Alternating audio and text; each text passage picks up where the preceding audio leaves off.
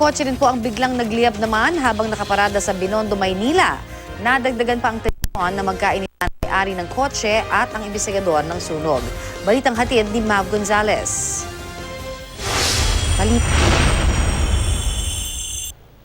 Bahagyang nagkagulo ang mga taga-Lavisare sa Binondo, Maynila nang magliyab ang kotseng ito kagabi.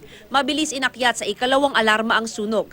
Base sa inisyal na investigasyon, problema sa electrical wiring ng kotse ang pinagmulan ng apoy. Wala namang ibang nadamay, maging ang residential building kung saan ito nakagarahe. Mabilis ding nakarating ang mga bumbero kaya naapula ang apoy matapos lang ang 6 na minuto. Pero bahagyang nagkatensyon ang may-ari ng kotse at ang arson investigator dahil ayaw magpaimbestiga ng nasunugan. Kung ayaw mo makipag-cooperate, bahala ka. Hindi. Madali ako kausap. Ayaw niya kasi magpa-imbestiga kanina. Kaya nag-overlook tayo na baka mamaya meron silang itinatago dyan na hindi maganda. Kaya magpo-full investigation tayo. Papalop tayo bukas para matignan natin mabuti yung structure. Walang laman sa loob kasi nagparada na ako ng sasakyan kaninang gabi lang. Kalauna, napakiusapan din siya ng investigador.